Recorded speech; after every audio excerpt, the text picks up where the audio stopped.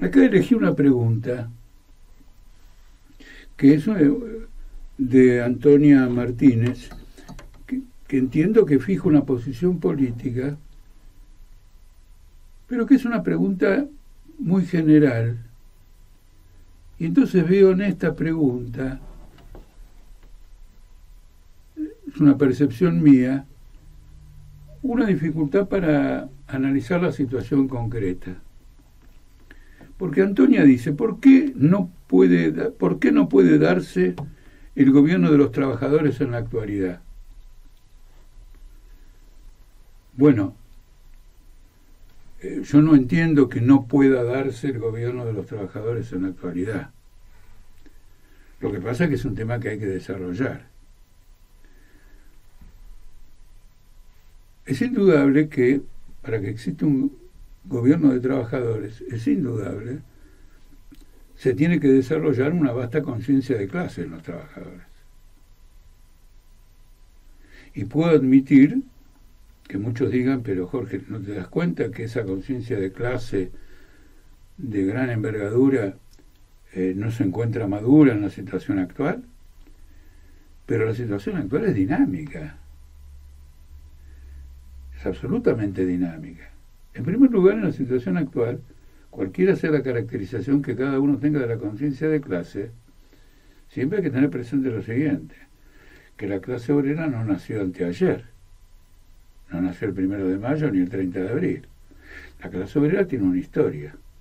Y una característica de la historia, no solo de la clase obrera de Argentina, sino de toda la clase obrera del mundo, es que cuando empiezan a desarrollar un movimiento ascendente, todos los momentos mejores de su historia vienen al frente. Todos los momentos mejores de su historia. Por ejemplo, les voy a dar un ejemplo concreto. Vamos a tomar un ejemplo concreto. Una característica del peronismo fue legalizar, es decir, darle carácter legal, a los cuerpos delegados y a las comisiones internas de las fábricas. Entonces alguien puede decir, el peronismo inventó los cuerpos delegados y la comisión interna de las fábricas. De ninguna manera. Mi viejo era delegado y tenía una comisión interna en su fábrica antes del peronismo. Y así ocurría en muchísimos gremios. Y así venía ocurriendo hace mucho tiempo. De manera que cuando se produce la irrupción de esa clase obrera en la crisis del peronismo y sectores enteros de la clase obrera adhieren a la perspectiva de Perón, lo hacen reivindicando algo que la burguesía en la década infame, desde 1929 a 1945, lo había denegado, que era la legalidad de las comisiones internas y la protección legal de los delegados y de las comisiones internas. Es decir, no fue un invento de Perón. Perón se apropió de una reivindicación de las más profundas de la clase obrera argentina para establecer sobre esa premisa una burocracia sindical con la confianza de que el Estado tenía los recursos políticos para imponer esa burocracia sindical. Muchos dicen que se inspiró en Mussolini, que efectivamente destruyó el sindicalismo independiente en Italia y construyó una central de trabajadores completamente fascista, incluso con el concurso, como ocurrió en el peronismo, de viejos dirigentes burocráticos socialistas que eran afines a la conciliación de clase, etcétera, etcétera, se lo llevó para su propio campo. Es decir, que la clase obrera no puede ser tomada como una instantánea. En primer lugar, tiene una historia. El otro problema es la perspectiva. Porque en la perspectiva que tiene Argentina, de una agudización final de esta crisis, de una repetición a escala muy superior de lo ocurrido en el 2001, es decir, de levantamientos populares, con un protagonismo de la clase obrera industrial que en el 2001 no se manifestó en forma rotunda, se inicia una acción colectiva que es el primer gran factor que desarrolla una conciencia de clase. El reconocimiento de millones de hombres y mujeres que pertenecen a una clase social y que su clase social ha decidido tomar el toro por las astas. Esto es una manifestación que rápidamente lleva al trabajador, disculpen si el chiste es malo o no, pero en especial en la época del chat GPT, a una conclusión de que pueden gobernar, porque si yo le ordeno a ese chat y le meto los datos de huelga general, obreros en la calle, clase obrera con la historia argentina y todo lo demás, y le pregunto, ¿pueden tomar, pueden querer formar un gobierno de trabajadores? El chat GPT, la inteligencia artificial, me va a contestar, no le quepa ninguna duda. Es decir, hay que mirar los fenómenos en términos dinámicos. Y la primera cuestión, también cuando se lo caracteriza en términos dinámicos, es ver la perspectiva. Porque un partido de la clase obrera no es un comentarista de la realidad. Es una fuerza activa que trata de modelar los acontecimientos, no artificialmente, sino sobre la base de la tendencia objetiva que esos acontecimientos desarrollan. Y entonces, la perspectiva de un gobierno de trabajadores tiene que estar instalada. Tomemos en este momento, por ejemplo, porque es rico, como ejemplo, el caso francés. En Francia el 80% del país se ha levantado contra la reforma previsional de Macron. El hombre está absolutamente solo.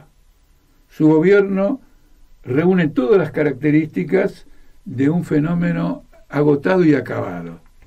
Las direcciones del movimiento obrero francés se empeñan en encuadrar esta movilización en la legalidad democrática, en las elecciones. Macron fue electo, no se lo puede derrocar a Macron, ni se les pasa por la cabeza, ni lo insinúan, etcétera, etcétera, etcétera.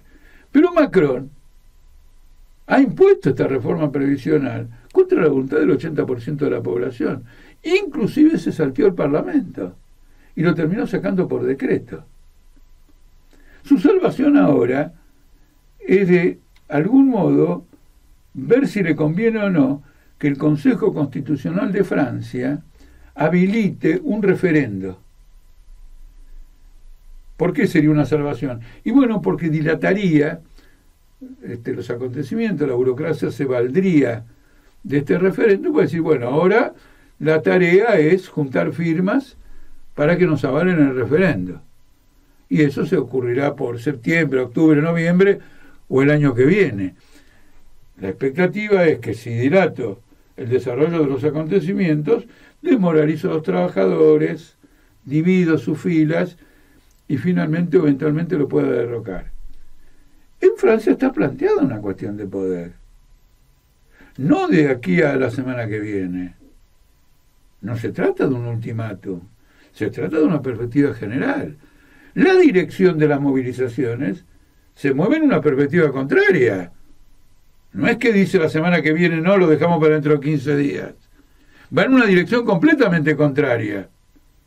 Este es un factor de freno al interior del movimiento y muchos grupos de izquierda dicen lo mismo.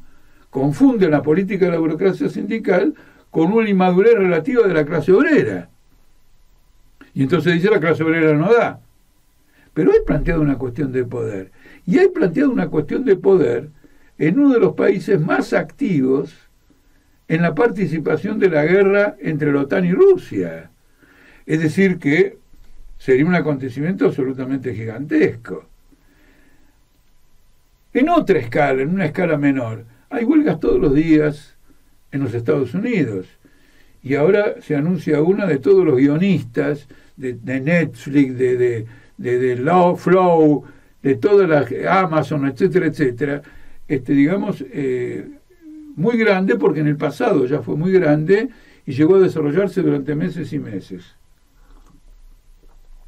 No afecta a la capa de trabajadores más golpeados por la crisis, más golpeados por la explotación, pero sí es una manifestación del alto nivel de precarización del trabajo. Se va desarrollando un movimiento de lucha en los Estados Unidos. Y lo mismo ocurre con las huelgas ferroviarias en Alemania. En el marco de una guerra, en el marco, cuidado, de una crisis bancaria que se va desarrollando en forma aparentemente lenta, pero en forma cada vez más explosiva en los Estados Unidos. Y además una crisis bancaria que algunos economistas le advirtieron al gobierno de Estados Unidos que si seguía subiendo las tasas de interés, por toda la estructura de endeudamiento de Estados Unidos, iba a haber un estallido bancario.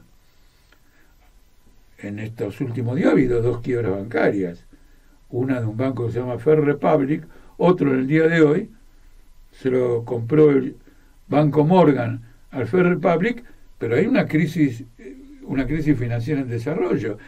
Y con gran vínculo a los temas de la Argentina, Estados Unidos es un país que se encuentra en default. Estados Unidos no tiene condiciones de pagar la deuda pública. Es mucho más alta que la de Argentina, no solo en términos absolutos, sino también relativos. Es el 140% del PBI, son 31 billones de dólares. ¿Y cuál es la crisis que hay? La crisis que hay es que para autorizar un aumento de la deuda pública, la burguesía lo que quiere es una política de austeridad. Si bajamos los salarios, si bajamos los gastos sociales, si bajamos los gastos de protección a los jubilados en materia de salud, bueno, autorizamos un aumento de la deuda pública. De lo contrario, no. Entonces tenemos una crisis política también en los Estados Unidos. La tarea de un partido de la clase obrera es señalar todo este escenario e infundir una conciencia de la situación, porque de la formación de una conciencia de clases se va a encargar la acción colectiva de la clase obrera, en especial si tiene al lado un partido político que es capaz de darle algún valor agregado a esa experiencia con un desarrollo programático. Por lo tanto, tiene perfecta actualidad el gobierno de los trabajadores. ¿O qué va a ser un gobierno de Zelensky? ¿Un gobierno de Putin? ¿Un gobierno de Xi Jinping? ¿Un gobierno de Biden? ¿De los alemanes?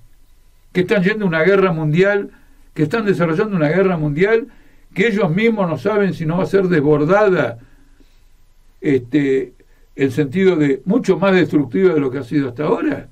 Esta perspectiva es una perspectiva sólida.